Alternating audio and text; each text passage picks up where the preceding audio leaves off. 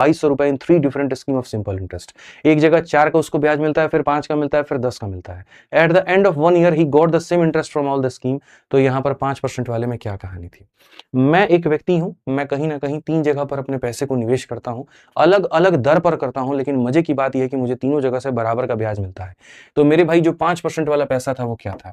तो देखो ब्याज होगा वो क्या होगा, तो ब्याज जो होता है वो क्या होता है, P into R into T upon में क्या हो जाएगा 100, और दूसरे का ब्याज होगा P into R into T upon में क्या हो जाएगा तो मेरे भाई 100।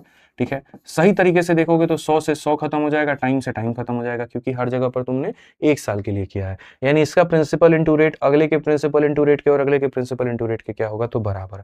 ठीक है, यानी अगर हम देखें मेरे भाई यहाँ पर, तो आपका जो होगा पहले वाले का देखो, पहले वाले का मेरे भाई यहाँ पर कहीं ना कहीं 4%, ये बराबर होगा दूसरे वाले के कितने के मेरे भाई, तो दूसरे वाले के मेरे भाई कहीं ना कहीं 5% के, और ये बराबर होगा कहीं ना कहीं तीसरे के कितने के 10% के। अगर आप यहाँ से पैसे का अनुपात निकालना चाहते हो, पहला, दूसरा और तीसरा, तो आपको रेशियो में हम पढ़ा रखे हैं कि कैसे करते हैं। पहले की वैल्यू निकालनी है, ढक दो, 5 इंटू 10 कितना हो जाएगा 50 हो जाएगा। दूसरे का निकालना है, ढक दो, 4 इंटू 10 कितना हो जाएगा 40।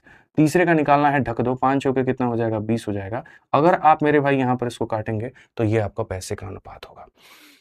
यानी वहां पर वो जो 2200 रुपए तुम्हें वहां पर दिख रहे हैं ना, ये 2200 रुपए पता है कितने भाग के मान होंगे, 5 4 9 2 11 का मान होगा। और तुमसे किसके बारे में कहा गया, 5% वाला पैसा, 5% वाले का मतलब 4 का मान तुम्हें बताना है। तो मेरे भाई 200 का 4 गुना कितना हो जाएगा, option number B for Baahubali. एकदम नॉर्मल सवाल, एकदम नॉर्मल सवाल।